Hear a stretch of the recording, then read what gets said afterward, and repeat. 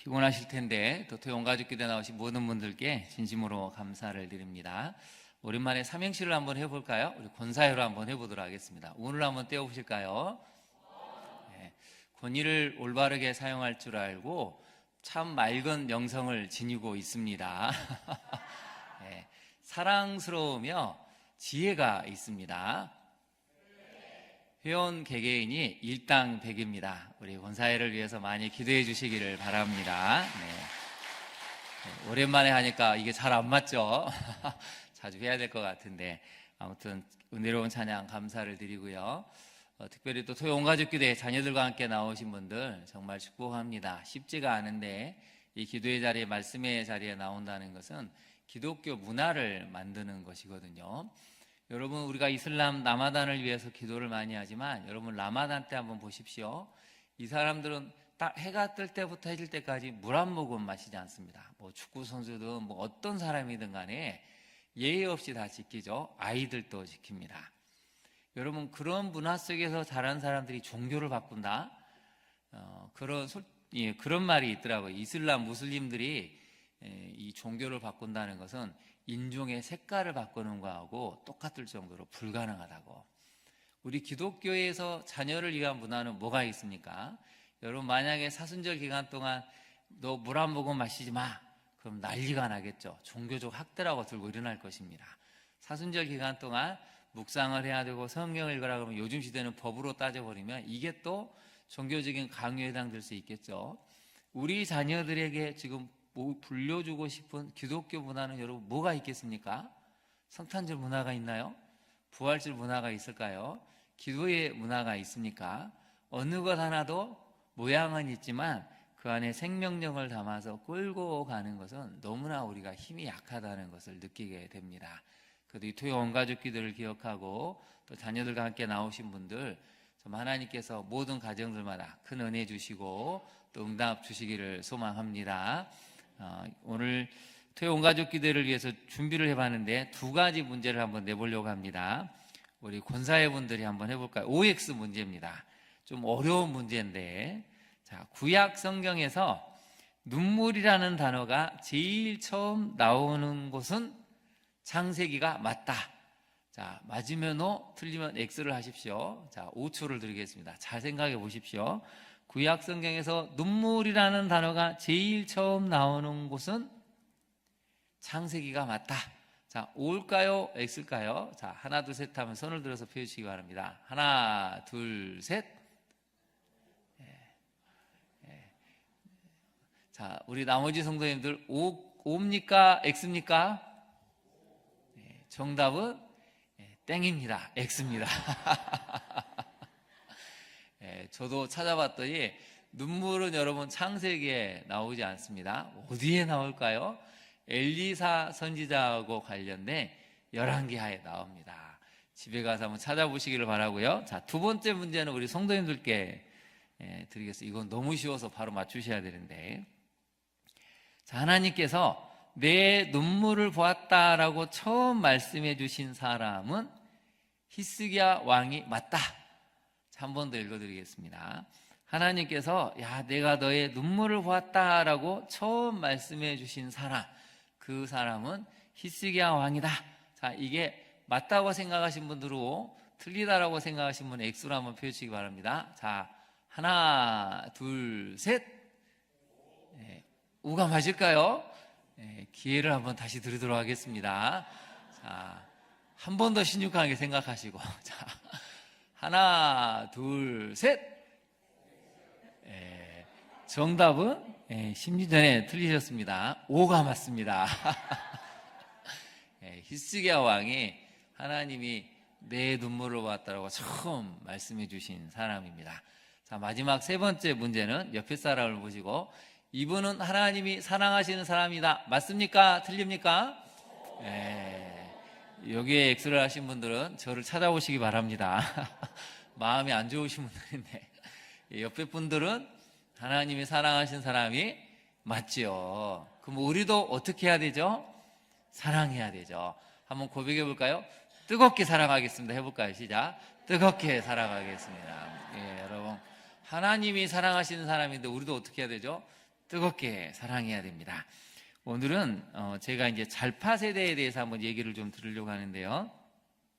제가 이제 목요일 오후에 서울에 올라가서 도착했더니 10시가 됐습니다. 그래서 이제 최근에 그 사학법 개정 때문에 대법원이 어떻게 판결을 내렸냐면, 앞으로 미션 스쿨에서 교사를 뽑을 때 1차적으로 교육감의 주도하에 시험을 봐야 된다가 이제 법률적으로 합헌의원이 났습니다. 이게 여러분 왜 문제가 되냐면, 이 임용시험을 이제 앞으로 사립학교도 임용고시 비슷하게 시험을 봐야 되는데, 그전에는 미션 스쿨이 감독하고 주관해서 교사를 뽑았습니다. 이 사람이 크리스찬인지 증명하기 위해서 세례증명서를 뽑고 신앙 고백을 확인을 하고 여러 가지 시험 검증을 거친 다음에 기독교 교사를 뽑았다면 이게 완전히 차단이 됐습니다. 이제는 교육감의 주도하에서 시험을 통과하면 이 사람이 불교 신자가 됐든 무슬림이 됐든 정말 기독교에 대해 반감을 가지고 있던 그게 하나도 중요하지 않고 뽑아야 됩니다. 여러분, 교사가 만약에 기독교에 반감을 갖고 있다면, 무슬림의 정체성을 갖고 있다면, 불교도인 사람이 아이들을 가르친다면 아이들이 이제 어떻게 될까요? 서서히 그 영향력을 받게 된다는 것이죠. 더 놀라운 사실은 고교학점제가 지금 시행이 되고 있습니다. 지금 고등학교 1학년, 2학년부터. 저도 이 고교학점제를 심각하게 생각 안 했는데, 이게 얼마나 문제가 되냐면, 여러분, 지금처럼 고교학점제가 시행이 되면 한 10년 내에 교목이 다 사라지게 됩니다. 왜 이게 문제가 되냐면, 미션 스쿨에서는 무조건 한 학기에 1학점씩 성경을 가르치는 과목이 개설이 됩니다. 의무가 됐는데, 사학법이 완전히 이제 대법원에서 확정이 돼버리니까 이게 어떤 식으로 운영이 될 수밖에 없냐면, 한 학기에 2학점, 3학점씩으로 몰아줍니다. 그러면 1학기 때 성경을 가르치면 2학기 때는 성경을 가르칠 수가 없습니다. 자, 그러면 교목 목사님들은 뭘 해야 될까요? 할 게 없습니다. 그러면 국가에서 여러분 미션 스쿨을 재정을 지원하고 있는데 이게 이제 법적으로 문제가 됩니다. 그러면 교목들은 해고를 당할 수 있는 상황이 지금 눈앞에 놓여져 있습니다. 이게 지금 현실이 돼가고 있습니다. 저도 몰랐는데 이게 간단한 문제가 아니었고, 정말 이 법대로 가면 여러분 조만간 미션 스쿨은 다 문을 닫아야 되겠구나. 그래서 심지어 아주 유명한 어떤 사립 미션 스쿨은 최근에 일반고로 바꾸려고 전환을 준비 중에 있습니다.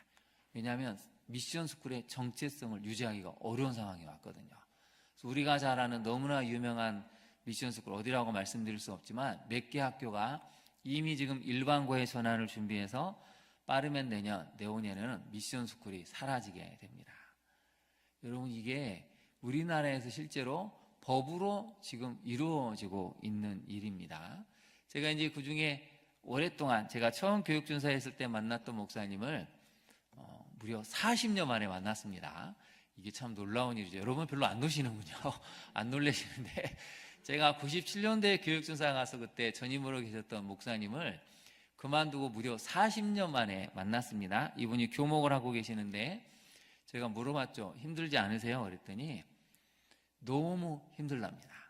요새 아이들이 대화가 안 통한다는 것이죠. 자기는 재밌게 이야기한다고 했는데 오히려 애들은 싸하게 반응을 하고 애들을 즐겁게 해주려고 하는 것이 오히려 애들한테는 먹히지 않으니까 요새는 말을 안 하는 게 애들하고 좋은 관계를 유지하는 거구나. 그래서 말을 할 수가 없답니다. 이제는 애들을 만나면 옛날같이 농담도 하고 장난도 치고 이게 안 먹힌다는 것이죠. 왜 그럴까요? 이게 여러분 이유가 있는데 화면 한번 띄우실까요? 이게 잘파 세대라 그랬습니다. 공부를 잘 파는 세대가 아닙니다. 팔을 잘 써는 세대가 아니고, 잘파 세대는 뭘 보고 잘파 세대라고 할까요?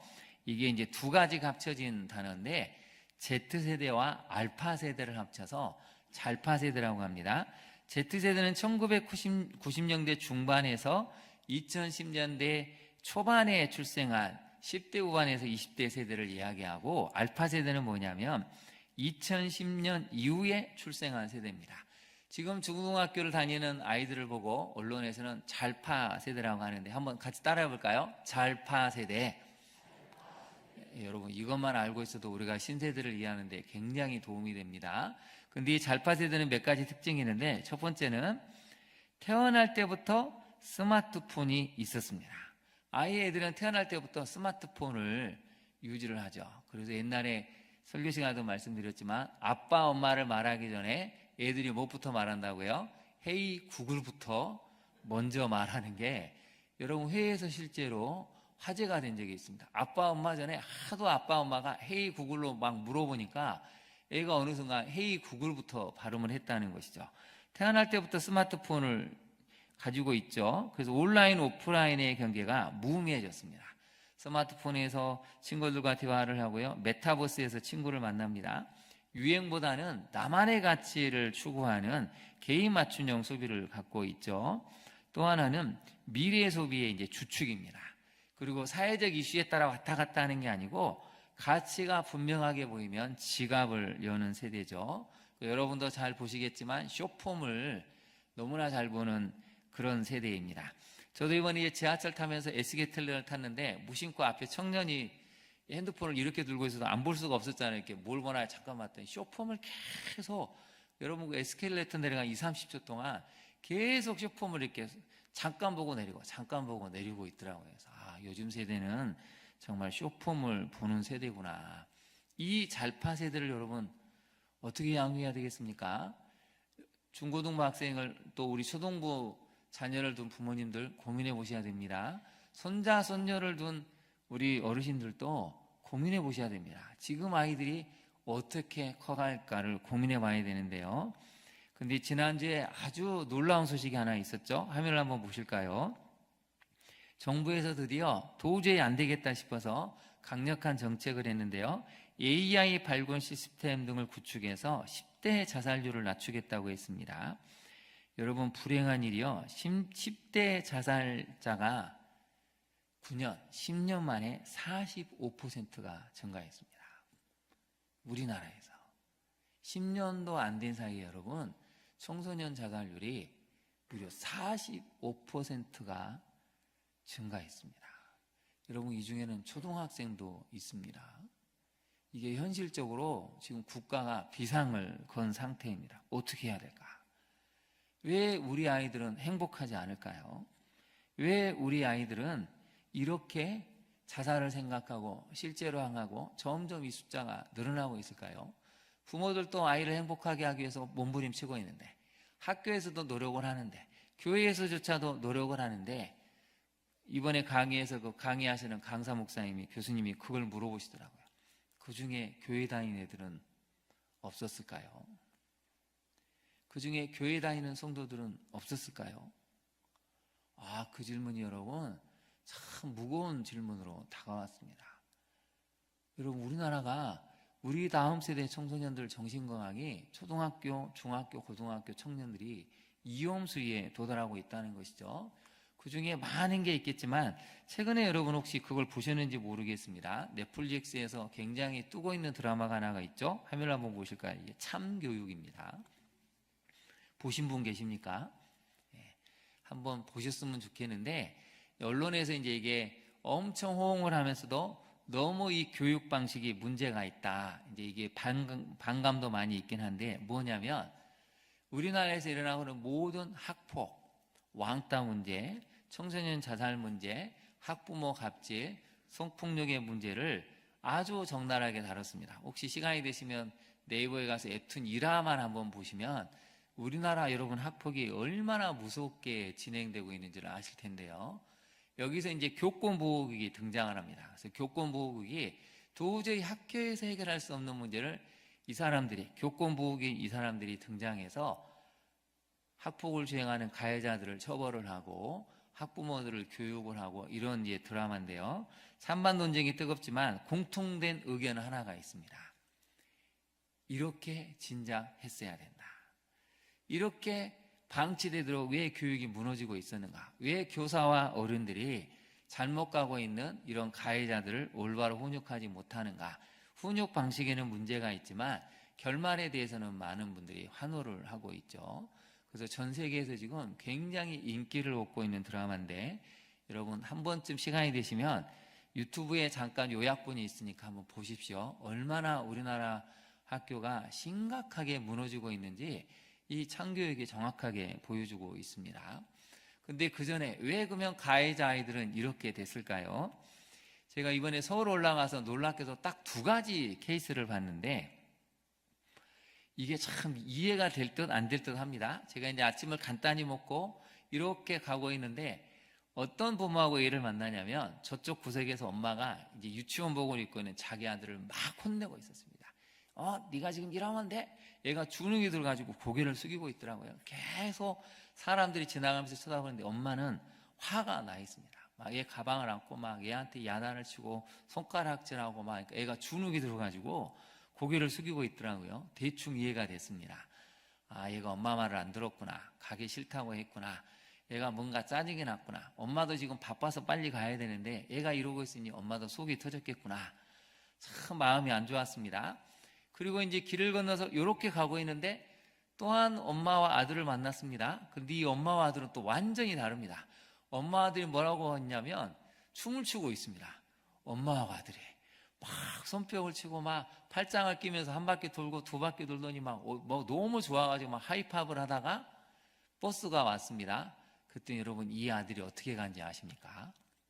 선생님한테 인사를 하더니 엄마한테 탁 돌아서더니 이렇게 인사를 합니다. 엄마 다녀올게요. 똑같은 엄마와 아들인데 이게 무슨 차이지? 제가 순간 영화를 보는 줄 알았습니다. 불과 1, 2분 사이에 너무 다른 광경을 보니까 마음이 참 헷갈렸습니다. 2 엄마 다, 2 아들 다 행복하기를 원하겠죠. 근데 한쪽은 행복하기 위해서 야단을 치고 소리를 지르고 한쪽은 너무 행복하게 춤을 추고 하이파이브를 하고 엄마 다녀올게 인사를 하고 둘 다 똑같은 마음일 텐데 왜 상황은 이렇게 바뀌었을까요? 그래서 제가 최근 읽은 책이 하나 있는데요. 화면을 한번 보실까요? 여러분 꼭 이 책을 한번 보셔야 될 것 같습니다. 마음이 부자인 아이는 어떻게 성장하는가? 그래서 AI 이미지로 만든 게 있는데 열심히 공부를 합니다. 부모들이 아이가 태어나자마자 어떻게 양육해야 되는지, 애를 어떻게 젖을 먹이고 어떻게 돌봐야 되고 어떻게 훈육을 해야 되는지 열심히 공부를 하는데 놀라운 사실은 애들은 엄마 아빠는 행복하지 않는다는 것이죠. 그래서 이제 여러분이 여기에 사례가 하나 나와 있는데 한번 읽어볼 테니까 여러분 이해가 되시는지 한번 잘 들어봐 주십시오. 한 아이가 이제 엄마가 상담하는데 애가 너무 폭력성이 많고 아빠한테 주눅이 들어있고 엄마 아빠 훈육이 너무 달라서 엄마가 너무 괴롭습니다. 아빠가 좀 상담을 받았으면 좋겠는데 너무 이 아이 문제에 대해서 당신 탓이라고 하고 화만 내니까 그러다가 어느 날 학교 선생님이 한번 상담을 봐줬으면 좋겠습니다. 상담비 일체를 지원하겠다 약속하고 아빠도 받으라고 했는데 아빠가 이제 왔습니다. 처음에 봐도 기분이 안 좋죠. 우리 아이 문제가 없는데 왜 이런 데를 보내냐면 얼굴이 안 좋습니다. 그러더니 그래프를 하나 쫙 내놨습니다. 이 정신과 의사 선생님한테. 그러면서 자기가 기록한 평가를 했는데 한번 들어보십시오. 선생님, 아이가 도형 맞추기는 잘하는 걸 보면 시지각 능력은 높아졌거든요. 그런데 여전히 언어 능력이 부족해요. 그리고 작업 기업은 왜 오르지 않습니까? 학교에 들어가서 공부하려면 이제 이게 중요할 텐데요. 자, 이 아빠가 쓰는 단어를 한번 볼까요? 시지각 능력이 나왔죠. 언어 능력이 나왔습니다. 여기까지 우리가 이해가 되는데 마지막 여러분 작업 기억을 썼습니다. 작업 기억은 뭘까요? 작업 기억이 뭐냐면요. 일시적으로 정보를 기억하고 인지 과정을 통해 순서를 짓고 수행하는 능력을 이야기합니다. 이 아빠가 금융권에 다니는데 얼마나 머리가 좋은지 애가 태어나서 말을 할 때부터 기록을 다 해서 그래프를 만들었습니다. 도표를. 애가 말을 할 때 시각 능력은 어떤지, 언어 능력은 어떤지, 블록을 맞추고 어떤 인형을 갖고 놀았을 때 작업 기억은 어떤지를 다 했는데 왜 우리 아이가 이렇게 커가는지 이해가 안 된다는 것이죠. 그래서 의사 선생님이 거꾸로 물어봤습니다. 아버님, 그러면 아드님이랑 뭐하고 노세요? 어릴 때 어떨 때 제일 귀여우세요? 그랬더니 이 아빠가 질문을 못하는 것입니다. 한 가지 더 질문을 해볼까요? 여러분 한번 속으로 답을 한번 해보시죠. 여러분의 아들은 딸은 어떤 아이입니까? 여러분의 손자, 손녀는 어떤 아이입니까? 그걸 여러분 답을 할 수 있어야 된다는 것이죠. 이 소아과 정신과분이 이제 자기도 아이를 낳고 키워보니까 이게 이해가 됐다는 것입니다. 예를 들면 이렇게 답하면 제일 좋은 부모라는 것이죠. 우리 아이는요, 친구를 좋아하고 개구져요. 친구랑 노는 걸 너무 좋아해서 매일 놀이터에 가고 싶어 하는데 가면 꼭 한 번씩 싸워요. 지는 걸 싫어하거든요. 집에 와선 친구 마음이 상했을까봐 걱정하는 마음이 따뜻한 아이예요. 이렇게 말하는 부모가 많았으면 좋겠답니다. 근데 여러분, 옛날에는 이분이 아이를 진단할 때는 초등학교, 늦어도 좀 7살쯤 되는 아이들이 많았는데요. 요새는 어느 정도까지 낮아진지 아십니까? 갓난아기 때 아이를 안고 온답니다. 갓난아기 때. 이 아이를 안고 와서 우리 아이가 정상입니까? 자폐는 아닐까요? 눈맞춤을 못하는데 무슨 문제가 있는 게 아닐까요? 우리 아이가 반응이 없는데 왜 감정 소통이 안 될까요? 갓난아기부터 2살, 3살, 5살, 초등학생, 중학생 너무 다양해졌다는 것입니다. 근데 이분이 한 가지는 알았다는 것이죠. 정말 열심히 공부하는구나. 전문의인 자기보다 더 열심히 공부해서 어마어마한 이 대화를 할 수 있는데 문제가 딱 하나 있다는 것이죠. 그런데 행복하지 않다는 것입니다. 엄마가 이렇게 공부를 하는데 아이와 의사소통이 전혀 안 된다는 것이죠. 왜 이렇게 됐을까? 이게 문제라는 것입니다. 그래서 오늘 본문을 한번 볼까요? 이제 제가 소두가 길었는데 예수님이 십자가를 지고 가실 때 이제 사람들이 나오죠. 읽지는 않았지만 여러분 26절을 보면 예수님이 너무 힘들어 하시니까 시몬이라는 구레네 사람이 대신 예수님이 십자가를 지고 갑니다. 두 번째는 백성감이 그를 위하여 가슴을 치며 슬피 우는 여성들의 큰 무리가 따라오는데 예수님이 거의 지금 너무 이제 탈진 상태까지 이르셨죠. 근데 예수님의 마음에 한 가지 마음이 올라오셨다는 것입니다. 누구를 보고 말씀하시냐면 백성들, 또 가슴을 치면서 슬퍼하는 이 여성분들을 위해서 이렇게 말씀하십니다. 예루살렘의 딸들아, 나를 위하여 울지 말고 누구와 누구를 위하여 울라고 말씀하십니까? 너희와 너희 자녀를 위해서 울라고 말씀하십니다. 거기다 한번 네모를 쳐보실까요? 울라는 것이죠. 우리는 아이들 성적이 안 오르면 웁니다. 직장을 못 구하면 웁니다. 애들 인생이 막힐 것 같으면 울죠. 결혼을 해야 되는데 결혼을 못한 것 같으면 또 웁니다. 너무나 우리는 살다 보면 자녀를 위해서 울지 않은 나날이 없습니다. 예수님도 오늘 분명하게 얘기하시죠. 울라고 말씀하십니다. 너희들은 십자가에 달리러 가는, 죽으러 가는 나를 위해서 울지를 말고, 여러분 이게 어떻게 보면 이해가 안 되죠. 사실 지금 예수님이 죄 없이 죽으시는데 얼마나 이게 마음이 아픕니까? 슬퍼할 수밖에 없고 애통할 수밖에 없고 정말 세상이 이럴 수 있느냐 저항할 수밖에 없는 막 속에서 우러나는 피울음을 울면서 통곡을 하는 이 많은 백성들을, 여성들을 향해서 거꾸로 예수님은 나를 위해 울지 말라고 말씀하십니다. 오히려 너희를 위해서, 너희 자신을 위해서 울라고 말씀하시죠. 이 시간 우리 권사회 분들께, 권사님들께 한번 여쭤보고 싶은데, 우리 권사님들 자식 말고 여러분 자신을 위해서 울어본 적은 있으십니까? 많으신가요? 많으시죠. 여러분 사실은 우리 자신을 위해서 우는 것도 필요합니다. 너무 힘들면, 견딜 수 없을 것 같으면, 내 인생은 왜 이렇게 안 될까 서러울 때 울 수 있어야 됩니다. 예수님도 너희를 위해서 울라고 말씀하시죠. 특별히 여인들을 향해서 예수님이 그렇게 말씀을 하십니다. 너희 자신을 위해서 울어야 된다. 막힐 때, 안 될 때, 힘들 때 울어야 된다고 말씀하시죠. 두 번째는 너희 자녀를 위해서 울라고 말씀을 하십니다. 이건 말 안 해도 우리가 매년 울지 않습니까? 여러분 이 중에서 나 매년 한 번이라도 자녀를 위해서 울지 않고 넘어간 적이 없다라고 말할 수 있는 분은 몇 분이나 계십니까?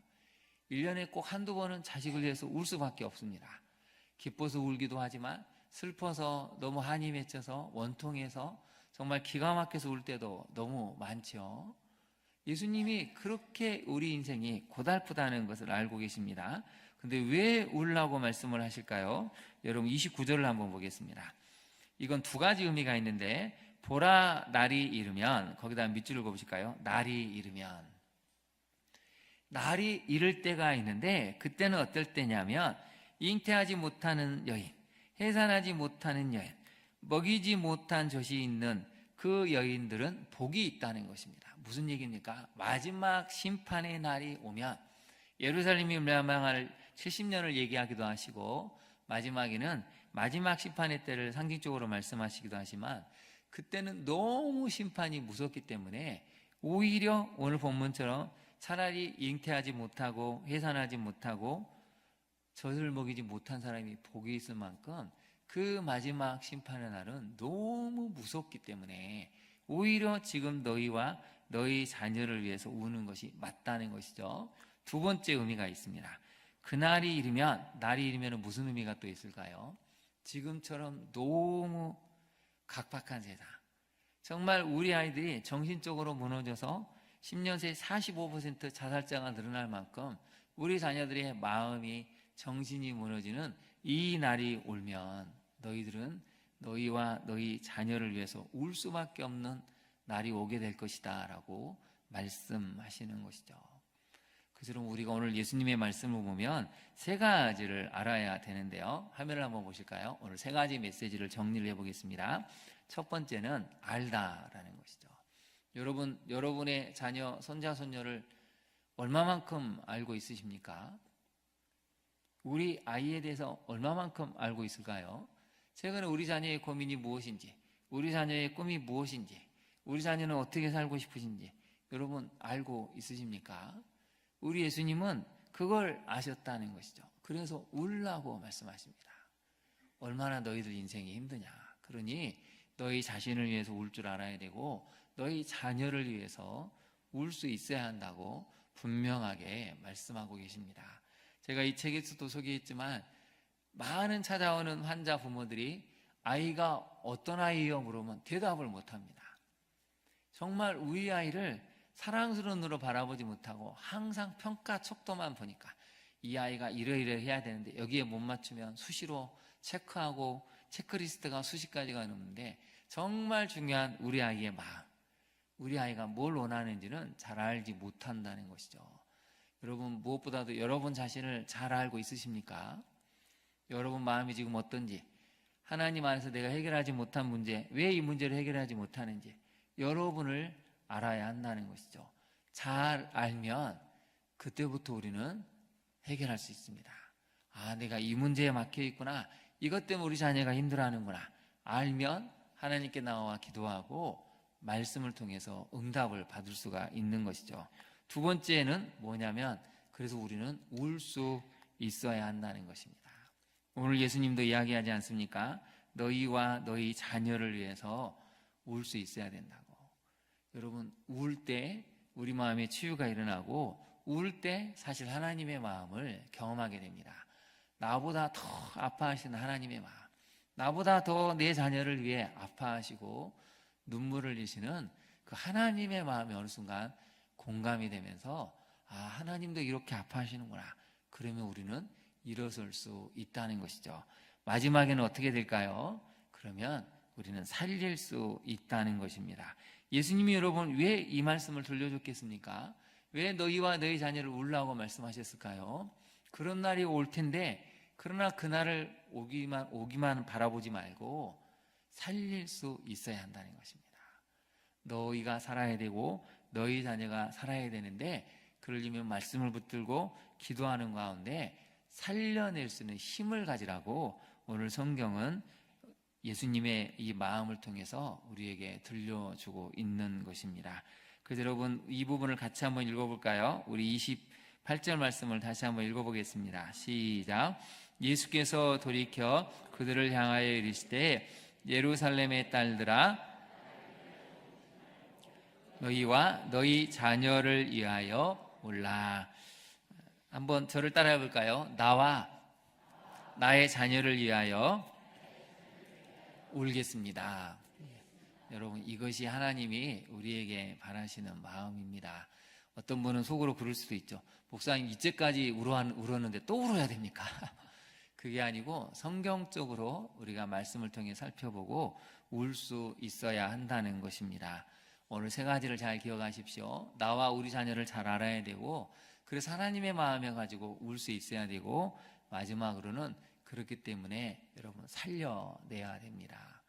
더 이상 여러분 이렇게 우리 아이들이 죽어가는 것을 보고 있을 수만은 없지 않습니까?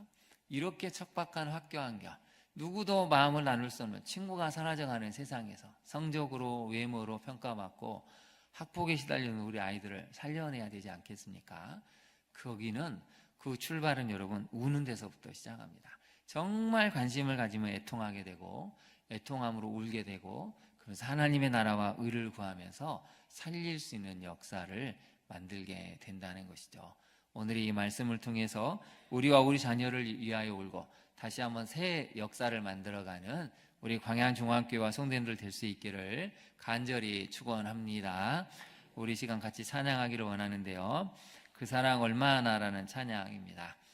이 찬양은 하나님의 사랑인데, 정말 여러분 우리가 하나님의 사랑을 알면 성적보다도 어떤 성취 성공보다도 하나님의 사랑으로 우리 자녀를 존재 그대로 바라볼 수 있고 우리 자신을 바라볼 수가 있습니다. 우리 찬양의 가사를 생각하면서 우리 모두 자리에서 일어나서 한번 같이 찬양해 볼까요?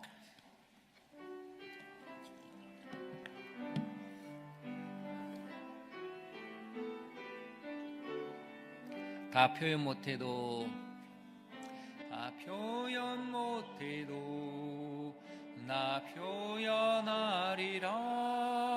다 고백 못해도 나 고백하리라. 다 할 수 없어도 나 알아가리라.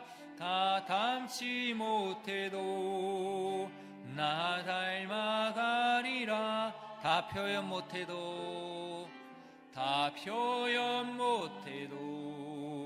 나 표현하리라.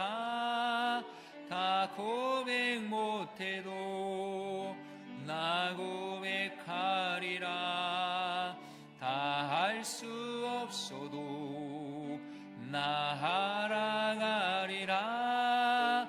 다 닮지 못해도 나 닮아가리라. 그 사랑 얼마나 아름다운지, 그 사랑 얼마나 날 부욕해 하는지, 그 사랑 얼마나 크고 놀라운지를, 그 사랑 얼마나 나를 감격하게 우리 손을 들고 찬양할까요? 그 사랑 얼마나 아름다운지, 그 사랑 얼마나 아름다운지, 그 사랑 얼마나 날 부욕해 하는지, 그 사랑 얼마나 크고 놀라운지를, 그 사랑 얼마나 나를 감격하게. 우리 옆에 사람을 바라보면서 그 사랑 얼마나 아름다운지, 그 사랑 얼마나 아름다운지, 그 사랑 얼마나 날 부욕해 하는지, 그 사랑 얼마나 크고 놀라운지를, 그 사랑 얼마나 나를 감격하게 하는지. 우리 시간 함께 기도하기를 원하는데요. 여러분, 이 땅에 사랑이 사라졌기 때문에 우리 청소년들이 아픕니다. 누군가는 가해자가 되고 누군가는 피해자가 되고, 또 그 과정에서 많은 청소년들이 목숨을 끊기도 합니다. 이 땅을 사랑하는 많은 성도들도 힘겨운 삶을 살고 있습니다. 사랑이 부족하기 때문에 점점 더 많은 사람들이 절망의 선택을 하는 경우가 너무나 많습니다. 주님, 우리에게 이 사랑을 채워달라고, 이 사랑의 힘으로 먼저 내가 살고 우리 자녀가 살고 우리 교회와 우리 다음 세대가 살아날 수 있게 해달라고 기도해야 되겠습니다. 여러분 자신을 위해서 우시고, 특별히 여러분의 자녀의 문제에 무엇이 있습니까? 특별히 자녀를 위한 간절한 기도를 드리기를 원하는데요. 이 시간 같이 나온 자녀들이 있다면 자녀의 어깨에 손을 얹어주시고, 또 우리 자녀들이 정말 하나님 은혜 가운데 힘찬 삶을 살아갈 수 있도록 취업과 또 결혼과 또 앞날에 대한 계획이 있는 자녀들이 있다면 주님, 우리 자녀를 기억하시고, 말은 하지 않지만 우리 자녀의 마음 깊은 곳에 있는 슬픔들, 그 연약함들, 그 무기력들을 아신 하나님 치유해달라고, 새로운 인생을 살 수 있는 길을 열어달라고 이 시간 우리 주님의 이름 한번 부른 다음에 기도하도록 하겠습니다. 주여, 간절히 간구합니다. 주님, 그렇습니다. 주님, 그렇습니다. 주님, 참으로 우리 자녀들이 너무나 힘겨운 삶을 살고 있습니다. 하나님, 우리가 이런 하나님의 사랑이 부족하기 때문에 그 아름다운 사랑, 그 부유한 사랑, 크고 놀라운 사랑을, 그 감격스러운 사랑을 우리가 하나님 온전히 채우지 못했기 때문에 우리 자녀에게 마음은 그렇지 않아도 우리의 태도와 마음들이, 감정들이 좋지 않은 것을 보게 됩니다. 먼저 사랑으로 우리가 채워지게 하여 주옵소서. 하나님, 우리 마음을 먼저 하나님의 사랑으로 채워주옵소서. 부부간의 갈등과 다툼이 있는 가정이 있다면, 부모와 자녀 간의 아픔이 있다면 주님이 사랑으로 채워주시고 서로 사랑하고 서로 용납하며 다시 한번 일어설 수 있는 모든 가정들 되기를 간절히 원하고 소망합니다. 주님, 지쳐있는 우리 부모들이 있다면, 마음 아파하는 우리 부모들이 있다면 주여 그 마음을 치유하여 주옵소서. 누구에게도 표현하지 못한 이 아픔들, 절망들, 하나님 한들과 원통한 마음들 하나님 앞에 내놓고 울기를 원합니다. 하나님 앞에 내 마음을 털어놓고 울기를 원합니다. 주님, 한 번도 울어보지 못한 우리 성도들이 있다면 오늘의 이 말씀을 기억하고 우리 자신을 위해서 하나님 앞에 울기를 원합니다. 하나님, 누구도에게도 꺼내보지 못했던 이 속마음을 털어놓고 울기를 원합니다. 주여 도와주옵소서. 주여 선한 길로 가게 하여 주옵소서. 다시 한번 사랑의 길로 갈 수 있는 우리 자녀들 되기를 원합니다. 지역과 결혼, 미래에 대한 앞날을 놓고 고민하는 우리 자녀들이 있다면 주여 그 문을 열어주시고 새날을 허락하여 주옵소서. 새 의대로 걸어갈 수 있는 우리 귀한 자녀들 되기를 간절히 원합니다. 주님, 우리 모든 자녀들이 다시 한번 하나님의 은혜를 입고 치유되게 하옵소서. 마음의 병, 육신의 병을 앓고 있는, 영혼의 병을 앓고 우리 자녀들을 예수의 이름으로 치유하여 주시고 주여 낫게 하여 주옵소서. 다시 한번 일어서서 하나님 앞에 새 날과 새 은혜를 입고 나아갈 수 있는 귀한 우리 자녀들 되기를 간절히 원하오니 주여 우리 모두에게 은혜를 허락하여 주시옵시고 다시 한번 일어설 수 있는 믿음의 자녀들 되게 하여 주옵소서. 우리가 하기 전에 모든 가정들의 응답을 받아 하나님, 슬픔과 원통함과 아픔의 눈물이 아니라 기쁨과 감사와 치유의 눈물을 흘릴 수 있는 회복과 온전한 치유가 우리 모든 성도들의 가정에 임할 수 있는 하나님의 거룩하신 은혜가 우리 모두에게 임하게 하여 주옵소서. 우리 계속해서 기도하기를 원합니다. 여러분, 특별히 학교를 위해서 기도해 주시기 바랍니다. 우리 자녀들이 다니는 학교가 너무나 위험합니다. 우리 자녀들이 폭력과 음란에 물들어 있어서 그것으로 하나님 서로를 힘들게 하고 또 무너지는 친구들이 너무나 많습니다. 너무나 많은 청소년들이 도박에, 점점 스마트폰 도박에 빠져가고 또 많은 친구들이 게임 중독에, 음란물 중독에 너무나 많은 청소년들이 무너지고 있습니다.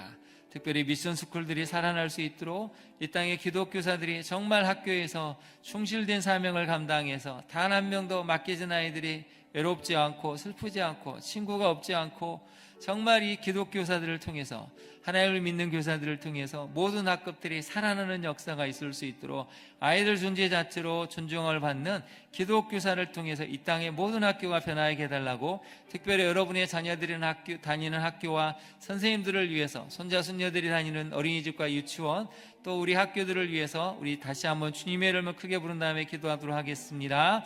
주여, 간절히 간구합니다. 하나님, 우리 아이들이 12년 동안 다닐 우리 초등학교, 중학교, 고등학교를 위해서 기도합니다. 또 어린이집과 유치원을 위해서 기도합니다.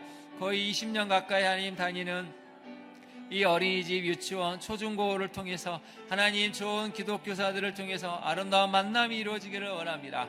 우리 자녀들이 어렸을 때부터 폭력이 아니라, 미움이 아니라, 갈등이 아니라 서로를 존중하고 배려하며 하나님 형상대로 존중함을 받는 그러한 교육을 받게 하여 주옵소서. 곳곳에 세워진 교사들을 통해 하나님 모든 학생들이 존중함을 받기를 원합니다. 우리 자녀들이 성적으로 평가받는 것이 아니라, 우리 자녀들이 사회적 배경, 집안 배경으로 평가받는 것이 아니라, 가난하든 부하든 존재 자체로 하나님 소중히 여김을 받는 그런 선생님을 만나게 하여 주옵소서. 신앙을 가진 모든 기독교사들을 통해서 하나님 그러한 아름다운 만남이 이루어지기를 원합니다. 우리 아이를 맡고 있는 자녀들을 위해 기도합니다. 하나님, 우리 아이들을 맡고 있는 담임 선생님들이 정말 학생들 한 명 한 명의 이름을 부르며 기도하게 하옵소서, 간구하게 하옵소서. 우리 맡겨진 학생들에게 필요한 것이 무엇인지를 매일매일 하나님 바라보며 그 아이들의 필요를 채워줘가며 하나님 형상으로 빚어진 우리 자녀들 정말 건강하게 잘 양육해 갈 수 있는 이 땅의 기독교사들 되기를 간절히 원합니다. 학교가 정화되게 하여 주옵소서. 학폭이 사라지게 하여 주옵소서. 게임 중독, 음란물 중독, 하나님 도박 중독에 빠진 청소년들이 좋은 선생님을 만나 그 중독을 끊고 일어설 수 있는 은혜 주시기를 간절히 원하고 소망합니다. 주여 은혜를 내려주옵소서. 주여 은혜를 내려주옵소서. 주님, 우리 학교들이 살아날 수 있도록 도와주옵소서. 특별히 미션 스쿨이 하나님 정체성을 분명하게 하여 하나님 정말 신앙을 가르칠 수 있는 건강한 미션 스쿨이 될 수 있도록 법이 다시 한번 바뀌게 하시고, 깨어 기도하는 기독교사들을 통해 미션 스쿨을 통하여 선한 믿음의 역사, 은혜로운 역사가 나타날 수 있도록 주님 은혜를 내려주옵소서. 그렇게 하신 우리 주님을 찬양합니다. 우리의 기도가 하늘에 상달되게 하시고 우리 다음 세대가 살아나는 믿음의 역사가 임하게 하여 주옵소서. 선한 능력으로 우리 모두를 채워주시옵소서. 주님 간절히 간구합니다. 주님, 우리가 참으로 우려할 때임을 깨닫습니다. 우리 다음 세대를 바라보면 우리 다음 세대가 얼마나 힘겹게 학교 생활을 하고 청소년 시절을 보내는지 깨닫습니다. 어릴 때부터 어린이집, 유치원을 다니느라 정말 정서적인 좋은 지지와 또 돌봄을 받아야 될 테인데, 하나님 좋은 선생님들이 이 땅 곳곳에 세워지게 하여 주옵소서. 믿는 선생님들을 통해 아름다운 만남이 이루어지기를 원합니다. 성적이 아니라, 집안 배경이 아니라 정말 아이들 한 명 한 명이 너무나 소중해서 매일매일 만날 학생들을 위해서 눈물로 기도하며 그 아이들을 만날 때마다 정말 하나님의 사랑을 듬뿍 주어 그 아이들이 건강한 정서를 가지고 건강한 하나님 돌봄을 받아서 이 땅에 좋은 지도자도 클 수 있는 그 복을 허락해 주시기를 간절히 소망합니다. 오늘부터 하나님, 우리 자녀들이 다니는 학교를 위해서, 담임 선생님들을 위해서, 그 학교 선생님들을 위해서 간절히 눈물로 기도하는 우리가 되게 하옵소서. 특별히 교회에서 우리 자녀들을 맡고 있는 선생님들이 정말 우리 자녀들을 바라볼 때마다 눈물로 기도하며 예수 그리스도의 심장으로 사랑할 수 있는, 그래서 우리 교회 학교가 다시 한번 새롭게 살아나는 은혜 주시기를 간절히 간구합니다. 청소년 시절에 만나는 모든 학교 선생님들이 우리 청소년들에게 건강한 정체성을 가르치고 하나님의 가치로 가르쳐서 이 아이들이 어릴 때부터 좋은 사회적인 정서를 지니고 가치관을 지내서 하나님 돈에 대해서, 또 하나님 정의에 대해서, 공의에 대해서, 나눔과 베품에 대해서, 섬김에 대해서 배울 수 있는, 존중함에 대해서 배우고 자라날 수 있는 귀한 우리 자녀들이 되게 하여 주옵소서. 우리 교회가 그 역할을 잘 감당하여 우리 교회에서 양육하고 돌봄을 받는 우리 자녀들이 좋은 지도자로 성장하고 양육되기를 간절히 소망합니다. 특별히 하나님, 우리 성도들을 기억하시고 지난 세월 말할 수 없는 아픔과 상처 속에 살아왔지만 그래도 하나님 그 눈물 하나님 앞에 토로하며 여기까지 견뎌왔습니다. 남은 인생은 아픔과 슬픔과 고통의 눈물이 아니라 하나님이 주시는 치유와 회복과 기쁨의 눈물을 흘릴 수 있는 인생으로 바꾸어 주옵소서.